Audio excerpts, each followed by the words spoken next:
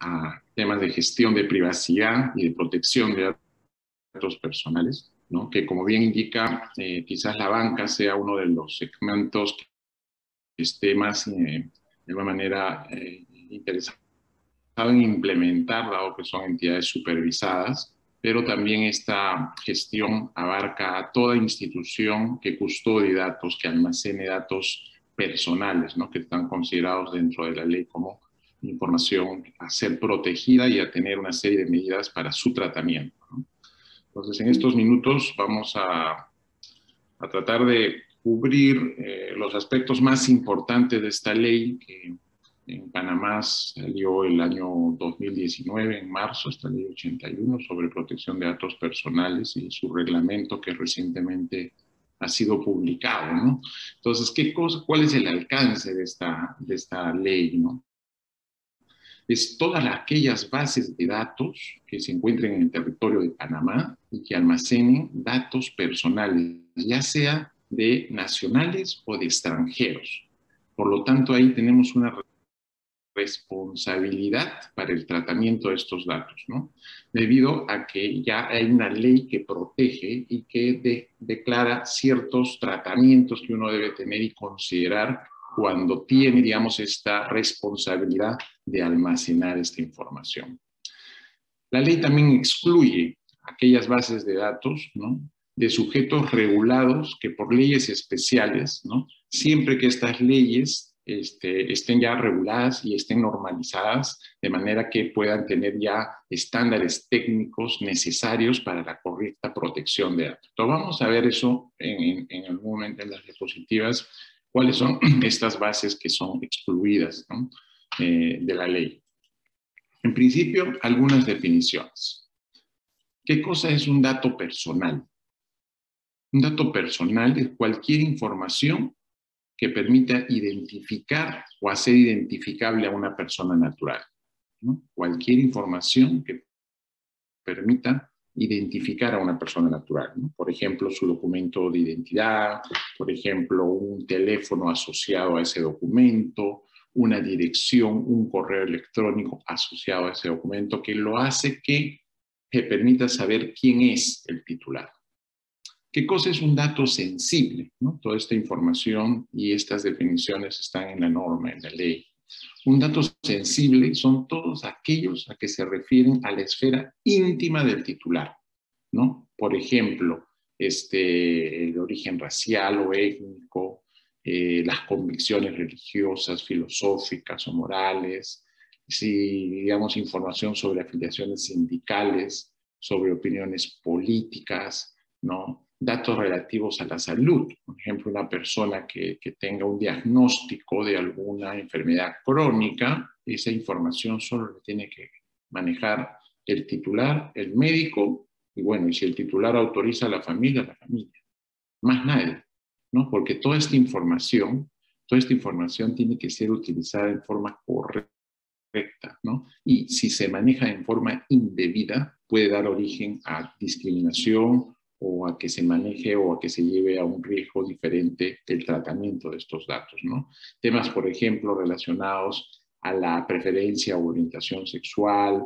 datos genéticos, los datos biométricos, por ejemplo, ahora que se usa y sobre todo en este momento que estamos viviendo ya desde hace más de un año una situación de pandemia, muchas entidades, ¿no?, no solo financieras, ¿no?, también de otro orden, notarías, estudios de abogados u otras entidades gubernamentales están utilizando la captura de la huella digital, de la huella dactilar o de la huella facial en forma virtual. Esta información tiene que estar custodiada de una manera segura porque puede darse un mal uso de esta información, ¿no? Una huella dactilar, por ejemplo, asociada a un documento de identidad, permite claramente identificar a la persona y es necesario custodiar adecuadamente esta información.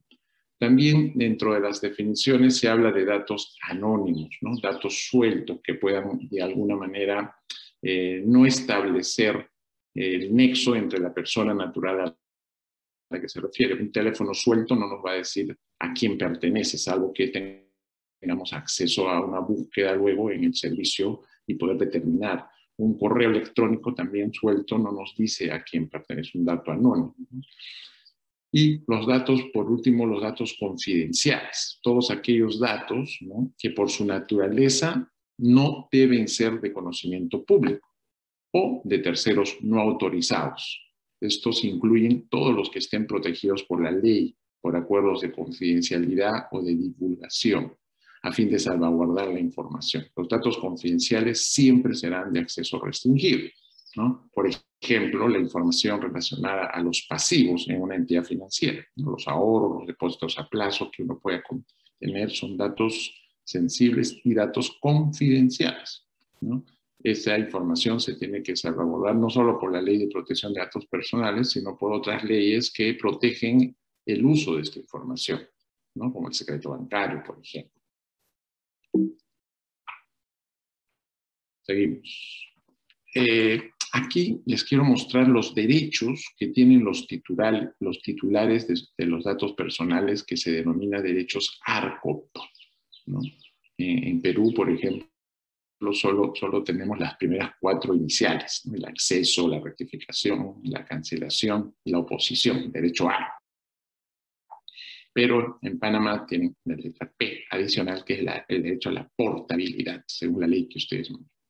Entonces, ¿qué cosas son los derechos ARCO? ¿Qué es lo que cuando alguna entidad no cumple o cuando alguna entidad que custodia datos titulares, ¿no?, datos personales, los mismos dueños de esta información, que son los titulares, pueden acceder a estos derechos ARCO?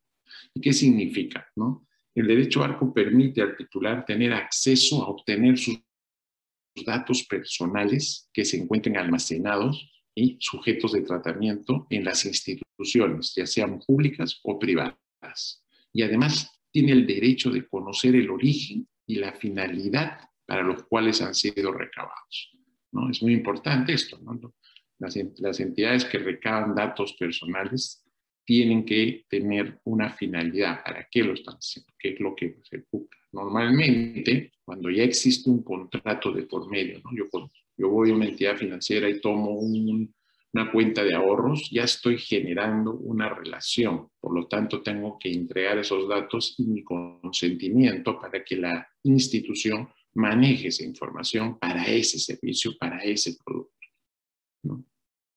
Pero si mañana más tarde esa entidad me ofrece un producto distinto, tiene que tener mi consentimiento, salvo que yo ya al momento de iniciar la relación haya dado el consentimiento general para todos los productos, dependiendo del tipo de consentimiento que la entidad que recaba la información esté solicitando, ¿no?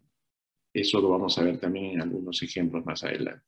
Pero es importante que sepan que cuando uno inicia una relación con una entidad y firma un contrato, ya está de alguna manera generando esa relación contractual implícitamente. Para ese servicio está consintiendo datos porque está entregando información, más no para otros. Pero si la entidad se prepara y genera un formato o un medio o un contrato, ya sea físico o virtual, donde el cliente también autoriza para otros productos que la entidad provee, también es válido, porque estaría dando un consentimiento el titular del uso de esos datos para otros productos. Es importante esto. El tema también de los titulares tienen acceso a la rectificación, o sea, a solicitar la corrección de sus datos personales que puedan en el tiempo ser incorrectos o hayan cambiado la dirección, o hayan cambiado un teléfono, o sean irrelevantes, o estén incompletos, o estén desfasados, ¿no?, desactualizados, o inexactos, o sean datos impertinentes. El titular los puede rectificar. También puede pedir la cancelación, o sea, puede solicitar la eliminación de sus datos personales incorrectos, irrelevantes, incompletos, desfasados, inexactos o falsos o impertinentes. Y también puede pedir la oposición. ¿Qué significa? Que por motivos fundados y legítimos, ¿no?, relacionados a una situación particular, puede negarse a proporcionar sus datos personales o que sean de objeto de un determinado tratamiento, o así como revocar su consentimiento, ¿no? En Perú, les pongo el ejemplo de Perú, y ustedes saben, yo trabajo aquí en Lima ya varios años.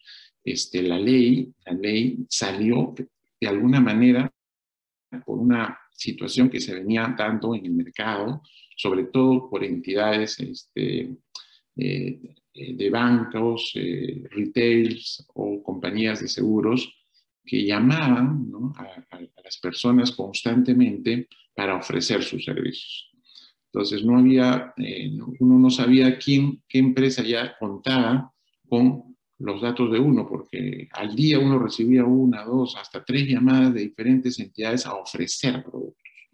Entonces, esta ley lo que hace de alguna manera es proteger justamente y asegurar de que los datos no estén siendo compartidos libremente por diversas entidades o en un mercado, de repente en un mercado negro, que también lo existía, de repente todavía lo existe acá en el Perú, donde esa información es ilegalmente comercializada, ¿no? Y las entidades también tenían acceso a esa información y compraban esa información para, obviamente, ofrecer y hacer crecer su gama de posibilidades de contratar y de vender nuevos servicios o productos. Eso está ya regulado, eso está ya prohibido. O sea, las entidades no pueden usar datos que no sean sino de fuentes, digamos, fidedignas o captura de información en forma transparente de los clientes que ellos manejan, con el consentimiento expreso del titular. Entonces, eso ya ha ido, en el ejemplo que les estoy dando, ha ido de alguna manera reduciéndose, no ha terminado, a veces se siguen recibiendo algunas llamadas de entidades en las cuales uno nunca ha tenido una relación, y las personas que ya vamos conociendo, digamos, que existen estas leyes, cuando recibimos ese tipo de llamadas preguntamos, ¿no?, ¿cómo es que han obtenido nuestros datos, ¿no? Y ahí es cuando ponemos en apuros a la empresa, porque muchas veces no saben responder o no tienen un speech claro de cómo es que obtuvieron esa información. Y pueden ser, de hecho, si el titular hace una denuncia, puede ser sujeto de una sanción, ¿no? Porque esas llamadas las puede uno grabar, o porque esas llamadas las puede uno utilizar para, digamos, gestionar una denuncia si es que el titular se siente invadido, digamos, a su privacidad, porque está siendo sujeto de ofertas en entidades donde él no ha hecho ninguna visita o donde él no ha consentido el uso de esos datos. Acá lo que hay que entender, más allá, digamos, de la ley que, claro, viene a proteger los datos personales de las personas naturales, es un poco el espíritu, ¿no?, de esto, ¿no? Por un lado, tiene un tema que va de ordenamiento del uso de los datos por las entidades que capturan estos datos y que tienen la autorización de manejar, de administrar y gestionar, porque así el titular lo ha manifestado y se los ha alcanzado a través de un consentimiento expreso. Pero por otro lado, también tenemos que ver que el mal uso de estos datos, ¿no?, el mal uso de estos datos, o que esta información no esté debidamente protegida en la entidad que los recaba, ¿no?, y que pueda ser sujeto de una sustracción, de una pérdida de información por, no sé, pues por algún ciberataque o por alguna fuga de información en la compañía de estos datos personales. El mal uso es lo que también genera que puedan existir fraudes, extorsiones o algún tipo de afectación a la seguridad de las personas. Entonces, detrás de esta ley, por un lado está, digamos, la protección de estos datos, también llevan a un tema de seguridad, a un tema de proteger la seguridad de las personas, ¿no? Como les digo, el mal uso de esto puede generar una serie de delitos contra las personas titulares que de alguna manera confiaron un dato en una entidad y esta entidad no supo protegerla, o de repente esta entidad no supo que lo valioso que es el dato personal para una persona, el titular, digamos, una persona que confió en una compañía y que estos datos están siendo de alguna manera compartidos o extraídos sin su consentimiento o sin su conocimiento de la propia entidad. De repente no sabe, pero alguien interno o desde afuera está teniendo acceso y sustrayendo información que es completamente sensible y personal, ¿no? Y por último, dentro de los derechos, como les decía, yo les dije, en la ley de Panamá existe también esta posibilidad de portabilidad, que es el derecho a tener una copia de esos datos de una manera estructurada, ¿no?, en las circunstancias que el titular lo solicite. Cuando hablamos de protección de datos personales, la ley también habla de los principios rectores, ¿no? Y son 9 principios rectores. Vamos a pasar rápidamente para que podamos también estar dentro del tiempo que tenemos en esta exposición, ¿no? El principio de la lealtad es el primero, ¿no? Que los datos deben ser y deberán recabarse sin engaño o falsedad, ¿no? Acá también muchas entidades fueron sancionadas localmente aquí en Perú porque utilizaban medios no transparentes para la captura de datos, ¿no? Entidades, por ejemplo, que vendían tarjeta de crédito y en las solicitudes, cuando todavía esto era, digamos, antes de la pandemia, digamos, todo esto era presencial y físico, y en las solicitudes incluían, por ejemplo, un seguro, una venta de un seguro. Entonces ahí había de alguna manera, una doble falta, ¿no? O sea, por un lado, la captura de información para un producto que el cliente no estaba solicitando, y por último, la venta de un producto que el cliente no solicita. Entonces, esa información, por ejemplo, no era transparente. Entonces, acá hay que el tema de la captura de información por parte de las entidades que brindan servicios o que toman información o que requieren información de datos personales, tienen que ser transparentes, tienen que saber explicar el por qué y para qué el uso de esta información. El principio de finalidad, ¿no?, que es este segundo, ¿no? Los datos deben ser recolectados con un fin determinado y no tratarse para fines incompatibles o distintos, ¿no? El principio de proporcionalidad. Solo deberán ser solicitados aquellos datos pertinentes y limitados al mínimo necesario en la relación con la finalidad de lo que son requeridos. O sea, yo no puedo pedir más información de la que necesito para ofrecer el servicio, ¿no? No puedo pedir más información, solo lo estrictamente necesario. El principio de veracidad y de exactitud, ¿no? Esto ya también compete al titular mantener esta información. Los datos de carácter personal tienen que ser exactos y puestos al día de manera que respondan a una veracidad a la situación actual del propietario del dato. El principio de seguridad, esto implica lo que acabamos de repetir en estos minutos anteriores sobre la seguridad de los datos, que es una responsabilidad de las entidades que custodian esta información, ¿no? Tienen que asegurarse de que esta información esté alojada, almacenada en un lugar seguro, con accesos restringidos, protegida y de solo uso para el servicio que están ofreciendo. Si yo tengo una base de datos de depósitos a plazo de todos mis clientes, ¿no?, esta información yo no la puedo compartir con una entidad, por más que sea del mismo grupo corporativo que venda seguros para que le ofrezcan seguros a estos señores. No lo puedo si no tengo el consentimiento del titular, ¿no? Salvo que al momento que lo afilie a este titular, a este prospecto de cliente, en el momento que ya se convierte en cliente, yo le haga firmar un consentimiento amplio, ¿no?, y le diga que permite el uso de sus datos para los productos que ofrece la entidad y la corporación. Allí, si el cliente está de acuerdo, pues no hay ningún problema. Pero si el cliente no está de acuerdo, sus datos deben ser manejados y almacenados solo para el uso del producto que están ofreciendo y aceptando, ¿no? Principio de transparencia, ¿no? Toda información o comunicación al titular de los datos personales relativo a su tratamiento deberá estar en un lenguaje sencillo, claro, y mantenerlo informado de todos los derechos que le amparan como titular del dato, ¿no? Los titulares tienen que saber, o sea, no solo las instituciones tienen que tener conocimiento de esta ley, sino que poco a poco ustedes van a darse cuenta cómo los propios titulares van a ir también, de alguna manera, conociendo estos derechos que los amparan como dueños de esa información, ¿no? El principio de confidencialidad. Todas las personas que intervengan en el tratamiento de datos personales están obligados a guardar el secreto de confidencialidad. El principio de licitud, ¿no? Para el tratamiento de un dato personal, sea lícito, deberá ser recolectado y tratado con el consentimiento previo. Acá esa palabra, digamos, en la ley se repite en varias partes, es el consentimiento previo que debe dar el titular, ¿no? Y el principio de portabilidad, ¿no? La posibilidad de que los datos tengan derecho a obtener por parte del responsable del tratamiento una copia de estos datos de una manera estructurada.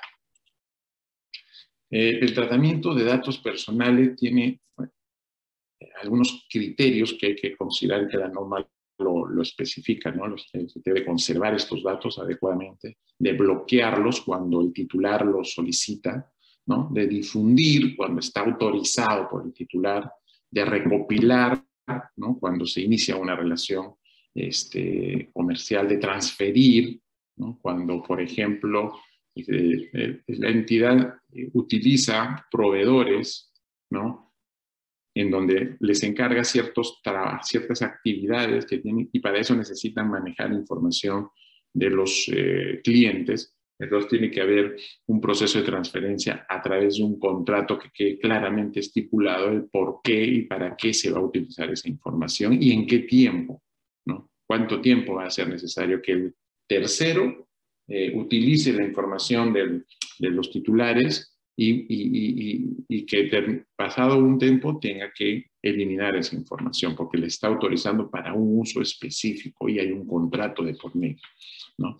También como parte de los criterios está el de suprimir, el de organizar, el de registrar, el de almacenar, el de consultar, ¿no? Que son parte de estos criterios que tener para el tratamiento de los datos personales, ¿no? El tratamiento de los datos personales siempre tiene que tener, ¿no? El consentimiento del titular de los datos. Esto es clave, ¿no? Lo hemos repetido varias veces. Tiene que haber un consentimiento expreso, ya sea a través de documento físico o de un contrato o un documento grabado, virtual, donde exista claramente, previo a este contrato, si es que es un tema no presencial, una clara identificación del titular, ¿no? Un mecanismo que permite identificar claramente al titular, ya sea a través de una biometría facial o ya sea a través de un grupo de preguntas que se le puede hacer al titular de manera que se pueda determinar que la persona que está al otro lado del teléfono o de la sesión virtual que uno pueda tener es quien dice ser. Entonces tiene que haber ese paso previo de identificar claramente al titular. Ese documento es válido y ese documento, la entidad que va a custodiar los datos tiene que mantenerlo porque ante una auditoría, ante una revisión o una supervisión del regulador, esa información tiene que estar disponible, ¿no? Por otro lado, también la ejecución de una obligación contractual siempre que el titular de los datos sea parte. O sea, si yo contrato un servicio con una entidad, ¿no? Ya estoy de alguna manera autorizando al tratamiento de mis datos personales, porque estoy abriendo un servicio, estoy contratando un producto, ¿no? Con una entidad, entonces estoy dando mi información para que se concrete esa obligación. De ahí nace ya el tratamiento de esos datos. Pero, ojo, siempre y cuando si la entidad no me dice que quiero que mi dato sea para todos los productos, solo estoy autorizando para ese producto. Entonces es bien importante los mecanismos y digamos, las formas en que las entidades a partir de esta ley puedan organizar sus requerimientos de consentimiento, ¿no? A raíz de esto, en Perú hubieron diferentes formas de atraer el consentimiento de los titulares, ¿no? Algunas no muy transparentes, les comento, ¿no?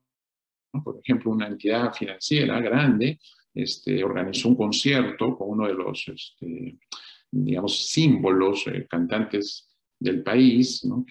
Y en el concierto, cuando esto era todavía, podía ir físicamente al concierto, las entradas o los tickets que se llenaban para poder acceder al concierto, en la parte de atrás decía, daba el consentimiento para que la entidad pueda utilizar sus datos en todos los productos, ¿no?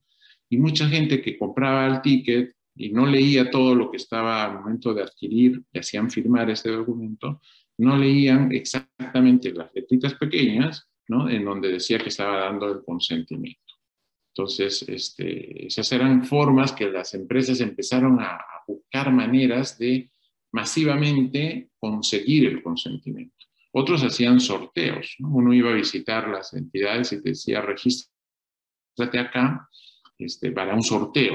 Pero si uno veía y leía detenidamente, no solo era el sorteo, sino había una letrita que decía ahí que también autorizaba el uso de los datos para los productos generales que tenía la compañía y la corporación, porque a veces esas empresas no solo tenían entidades de un tipo financieras, sino también tenían compañías de seguros o tenían un retail al lado que podían de alguna manera ofrecerle otros productos. Entonces, hay que tener cuidado con eso y también tener un mecanismo de captura de consentimiento transparente, ¿no? En el cual se explique claramente la razón por la cual están.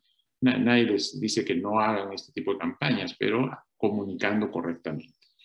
También dentro del tratamiento de datos personales se consideran los autorizados por una ley especial para normativas que las desarrollan, ¿no? Hay ciertas excepciones para este tema y para el uso de los datos o para el cumplimiento de una obligación legal, ¿no? Si esto viene por un mandato judicial, por ejemplo, a la entidad, pues la entidad tiene que cumplir con esto y de alguna manera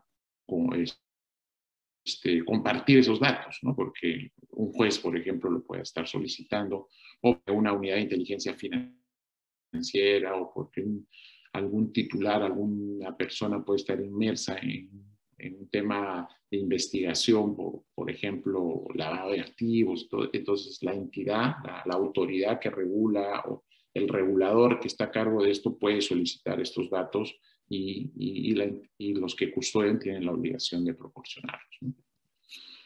Transferencia de datos. Los responsables del tratamiento de datos solo podrán transferir cuando cuenten con el consentimiento previo, informado e inequívoco del titular. ¿Ya? Eso es bien importante. O sea, nosotros como custodios de esa información no somos dueños de esos datos. Las empresas que son custodios no son dueños, no pueden agarrar y decir, ya yo comparto con la otra empresa, comparto con la otra, y no. Esa información ahora, ya que existe una ley, tiene que estar protegida, ¿no? Esos datos tienen que estar protegidos y tienen que, para poder ser transferidos, contar con el consentimiento del titular. Y salvo excepciones establecidas en la ley, hay unas excepciones muy especiales que permiten esta transferencia, ¿no? Que vamos a revisarlas muy rápidamente también más adelante. La transferencia de datos, ¿no?, personales, dentro de ellos todos aquellos que son sensibles, que son confidenciales o restringidos, ¿no?, es siempre y cuando el responsable del almacenamiento de estos datos o del custodio cumpla con los estándares. O sea, se puede dentro de transferir esta información afuera, ¿no?, a un tema transfronterizo, cuando una empresa necesita, digamos, compartir esto o transferir esto fuera de Panamá, siempre que el responsable del almacenamiento, siempre que la entidad cumpla con todos los estándares de protección de datos que exige la ley. Para eso hay una serie de normativas que tienen que cumplirse. O que pueda demostrar que cumple con estos estándares de protección de datos personales iguales o superiores a los exigidos por la ley, ¿no? O sea, se puede transferir información, ¿no?, fuera del país de estos datos personales, pero tienen que cumplir con ciertos requisitos que la misma ley lo indica, ¿no? Las transferencias de datos personales también tienen excepciones, ¿no? Cuando hablamos de transferir en forma transfronteriza fuera del país, podemos exceptuarlos cuando el titular haya otorgado su consentimiento. Ahí no tenemos ningún problema. Cuando la transferencia sea necesaria para celebrar o ejecutar un contrato, ¿no?, donde el titular forma parte de esto. Entonces, ahí de alguna manera implícitamente está el consentimiento. Cuando se trate de información cuya transmisión sea requerida por ley o en cumplimiento de tratados internacionales por Panamá, ¿no? También, si detrás de eso hay una ley que ampara ese traslado de información, ese acceso a la información por una entidad fuera de Panamá, es una excepción que la ley lo contempla. O cuando se trata de transferencias bancarias o dinerarias o bursátiles dentro del mercado de valores. Datos sensibles, ¿no? Los datos sensibles no pueden ser objeto de transferencia, excepto, nuevamente, ¿no?, cuando el titular haya dado una autorización explícita o salvo en casos que por ley no sea requerido el otorgamiento de dicha autorización. Cuando sea necesario, dice, un dato sensible se puede transferir cuando sea necesario para salvaguardar la vida del titular o que éste se encuentre física o jurídicamente incapacitado, ¿no? Por ejemplo, el traslado de estamos ahorita pasando esta pandemia y tenemos muchos casos de muchas hospitalizaciones, ¿no? El traslado de un paciente de una clínica a otra, cuando el paciente no está imposibilitado de brindar sus datos, esta entidad le puede compartir los datos a la otra entidad porque está en juego la vida del paciente, ¿no? Está en juego la salud del paciente, ¿no? La historia clínica, el diagnóstico, los tratamientos que tiene, los nombres, la dirección, teléfono, familiar, lo puede transferir. ¿Por qué? Porque es una situación de emergencia. Entonces ahí la ley permite, ante esa situación, compartir la información sin el consentimiento. Obviamente el titular podría no tener la capacidad de dar el consentimiento dada la situación de su salud, ¿no? Otro punto importante aquí es cuando se refiere a datos que sean necesarios para el reconocimiento, ejercicio o defensa de un derecho en un proceso o autorización judicial, ¿no? Lo habíamos comentado. Ahí también se pueden compartir estos datos, ¿no? Tenemos un mandato judicial, un juez solicita información de una persona natural, ¿no?, cuya información está custodiada de una entidad. Tenemos la obligación, porque hay una ley detrás de eso, diferente a la de protección de datos personales, que obliga a proporcionar la información. O cuando se tenga una finalidad histórica, estadística o científica, ¿no?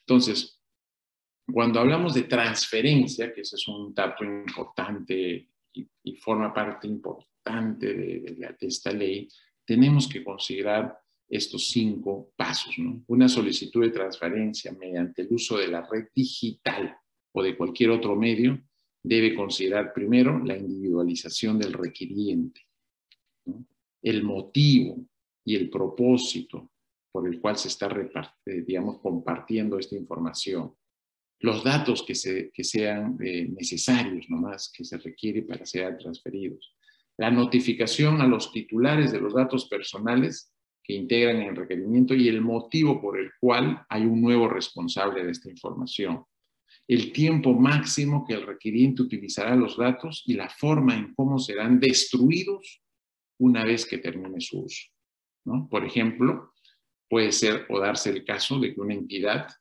tenga los servicios o contrate los servicios de un tercero, de un call center, por ejemplo, para que haga la gestión de cobranza, por ejemplo, o haga la gestión de venta de productos financieros, el call center, o haga la gestión de llamar para promocionar productos, ¿no? Son diferentes formas que podría una entidad transferir datos en forma digital a un proveedor para que éste, a través de un contrato donde se individualice, se indique el motivo, se den los datos necesarios para que hagan esa gestión, se notifique al titular de que el dato está siendo transferido para una gestión específica, ¿no? Y que esta nueva entidad que va a almacenar estos datos tenga claro cuánto tiempo puede utilizarlos. Y terminado esa gestión, debería borrar y destruir esta información, ¿no? Entonces, ese es un ejemplo claro de que Muchas entidades comparten los datos, pero para eso tiene que haber todo un protocolo y un procedimiento y un contrato que ampare el uso de esos datos, ¿no? Y más o menos se resumen en estos pasos. El tratamiento de datos que no requieren autorización son los datos que provengan y que se recolecten de fuentes de dominio público o accesible a medios públicos. Esos datos no requieren autorización, ¿no? Cuando la información se puede obtener en forma pública, ¿no? Acá en el Perú, por ejemplo, la información de los créditos, todo el mundo puede saber yo cuánto debo a las entidades financieras. Eso es público, ¿no? Esa información el regulador todos los meses lo publica. Por lo tanto, eso no es un dato personal que requiera una autorización. Cualquier persona, entidad, puede recurrir a esta base y preguntar y saber cuánto debe Marco Álvarez en el sistema financiero, ¿no? Ese es uno, pero no puede saber cuánto de depósitos o de ahorros tenga. Esa información sí es restringida y sí es protegida, ¿no? Por el mismo, no solamente por la ley de protección de datos, sino también por la misma ley del secreto bancario. ¿Cuáles son datos que no requieren autorización? Los que se recolecten dentro del ejercicio de las funciones propias de la administración pública, o los datos de carácter económico, financiero, bancario, comercial que cuenten con el consentimiento previo, o los datos que se contengan en listas relativas de una categoría de personas que se limiten a indicar antecedentes, o solamente la profesión, el título educativo, la fecha de nacimiento. Esos son datos que a veces manejan los colegios de profesionales, ¿no? Los colegios de abogados, colegios de ingenieros. Son datos públicos porque son listas donde puedan ubicar a ciertos profesionales. Los datos necesarios para una relación comercial, ¿no? Si voy a contratar un seguro, pues tengo que dar cierta información, ya sea para una atención directa, para la comercialización o venta de un servicio, de un bien que se paga. Esos datos no requieren autorización porque ya al momento de firmar un contrato con una entidad para un producto, ya estoy dando y proporcionando mis datos que de alguna manera esa empresa, esa entidad tiene que manejarla y administrarla y tratarla. El tratamiento también de información autorizada por ley para fines históricos, estadísticos o científicos, o también no requieren autorización los casos de urgencia médica y sanitaria, ¿no? Como el ejemplo que hace un momento les comenté, o el tratamiento que realicen las organizaciones privadas para el uso exclusivo de sus asociados y de las entidades a las que están afiliados, ¿no? Por ejemplo, los clubes sociales manejan información de todos sus socios y asociados, ¿no? Y esa información hasta cierto nivel, ¿no? La conoce él internamente todos los asociados, de manera pública restringida de alguna manera. Y el tratamiento que sea necesario para la satisfacción de intereses legítimos perseguidos por el responsable del tratamiento o por un tercero. ¿De acuerdo? Entonces, existe, ¿no? Dentro de las autoridades, dentro de la ley en Panamá, la autoridad que es la ANTAI, ¿no? ¿Qué cosa es la ANTAI? Es la Autoridad Nacional de Transparencia y Acceso a la Información, ¿no? Esta entidad, la ANTAI, se apoya en un consejo de protección, digamos que son los responsables, ¿no?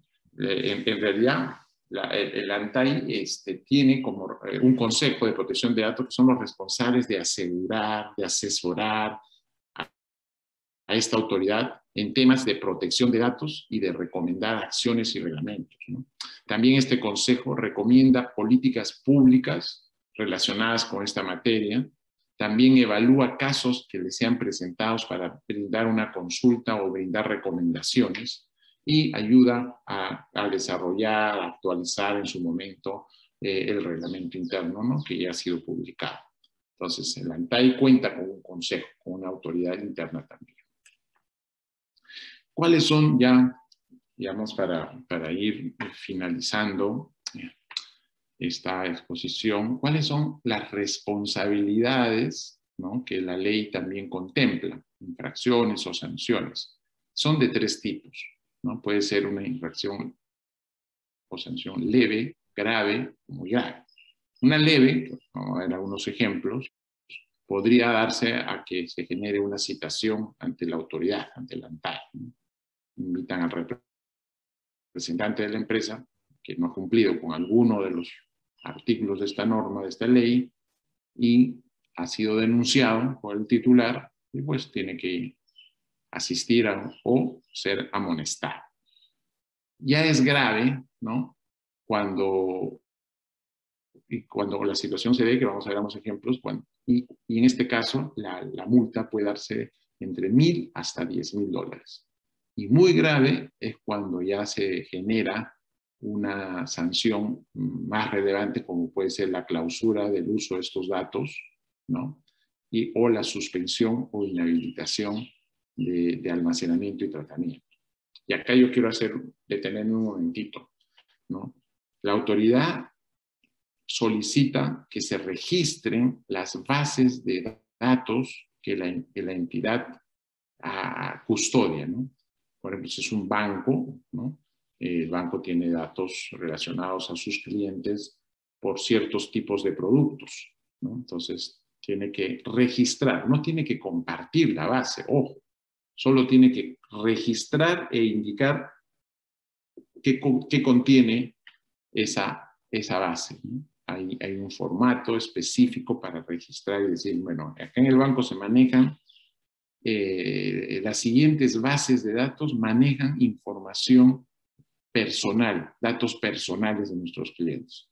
Puede ser la base de datos de clientes, la base de datos de pasivos, la base de datos de productos activos, puede ser también, y necesariamente va a ser la base de datos de los colaboradores. La base de datos de los colaboradores también incluyen datos personales. Entonces se registran, se listan todas esas bases y eso tiene que estar presentado ante la autoridad, ¿no? No es que se tiene que compartir la información per se, sino solo es el registro. Y cada vez que se crea una nueva base, se tiene que actualizar y reportar. Sobre esa información, la autoridad va a poder en algún momento y cuando lo requiera, hacer la revisión y hacer la visita de inspección. Sobre esa información también, cuando recibe un reclamo por parte de un titular, podrá tener acceso a ver si la entidad cumplió o no cumplió con el registro de estos datos, no datos, sino el registro de estos formularios, de estas bases como información general, ¿no? De estas bases de datos.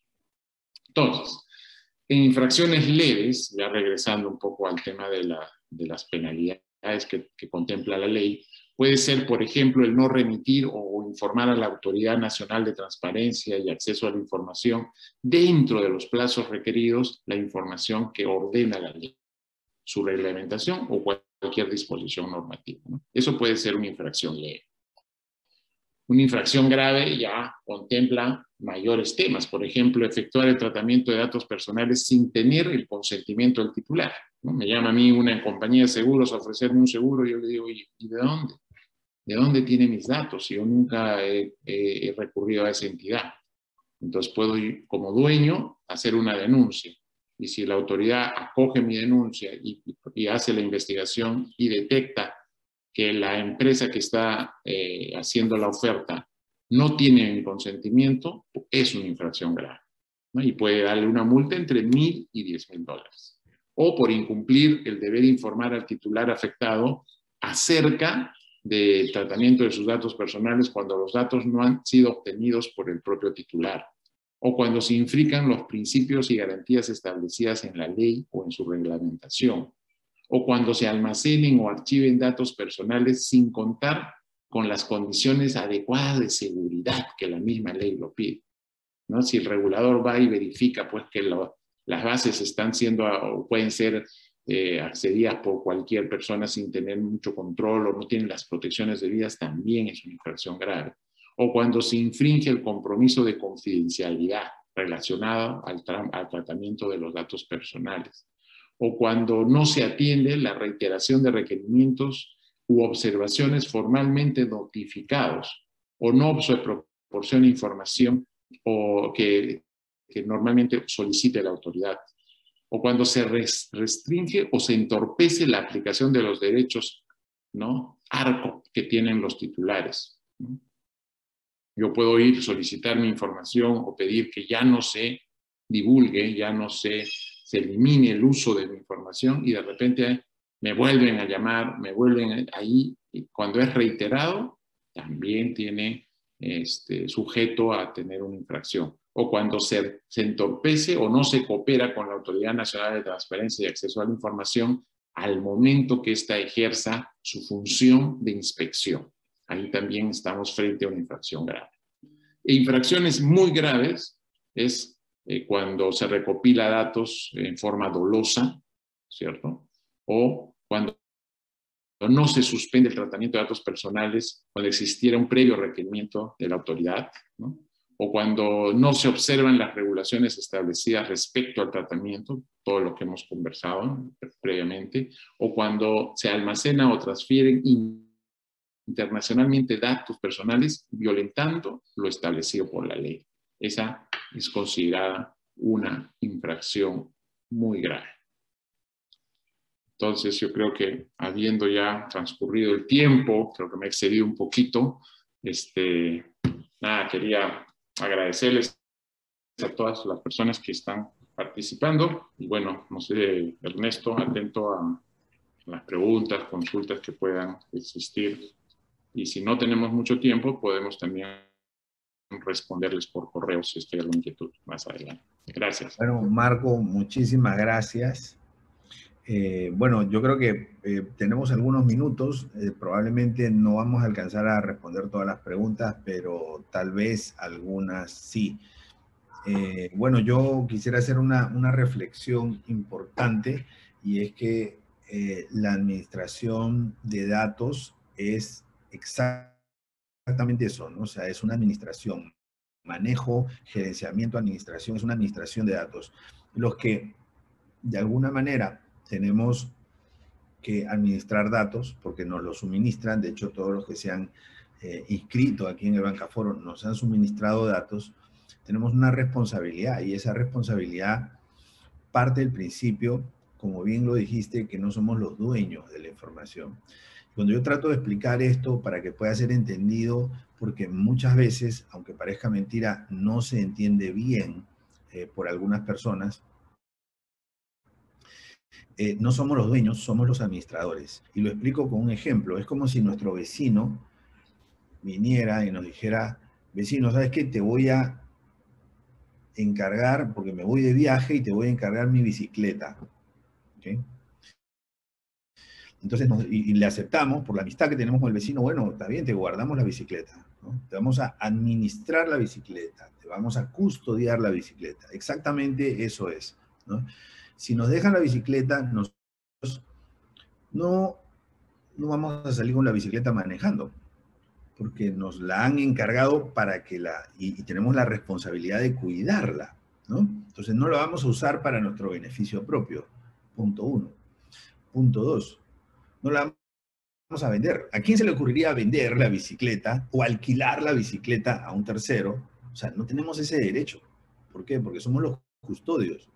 Si fuésemos los dueños de esa bicicleta, pues claro, ahí seríamos libres por alquilarlo, de poder vendérselo a alguien, pero no, somos los custodios.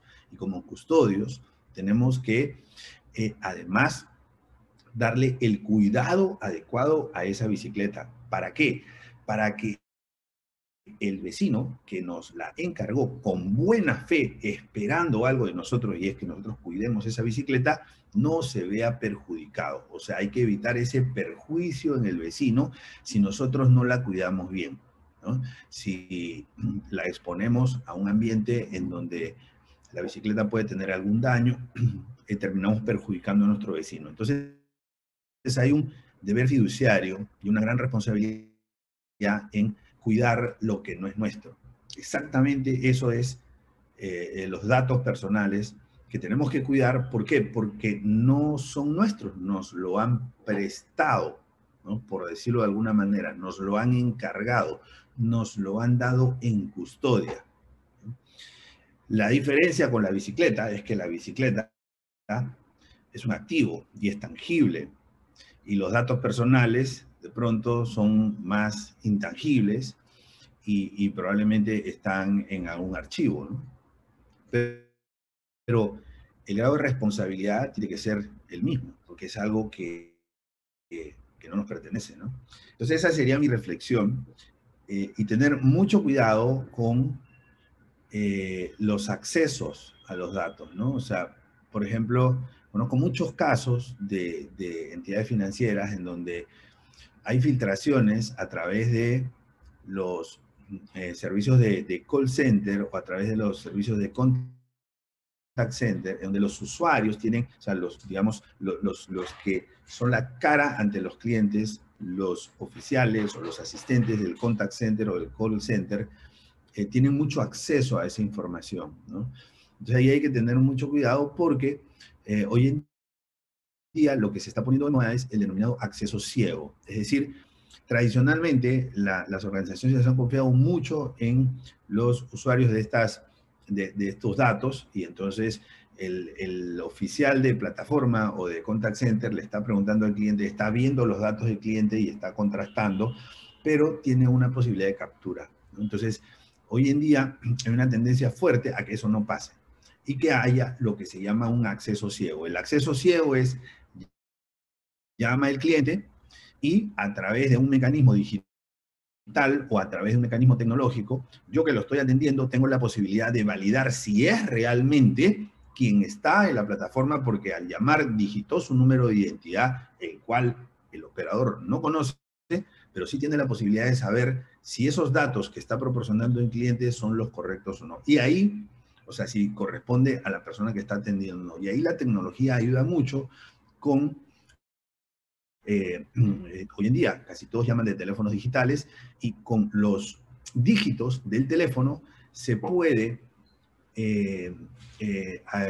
digamos, llevar a cabo este acceso ciego, ya que el operador no necesariamente está recibiendo el número de identidad o el número de la tarjeta de crédito, sino que se está digitando en el teléfono, ¿no? Entonces la tecnología ayuda muchísimo, o sea, puede ser un excelente aliado para este propósito que tenemos de ser empresas responsables, y como empresas responsables tenemos que manejar adecuadamente los datos que nos suministran los que nos confían esos datos y esa información.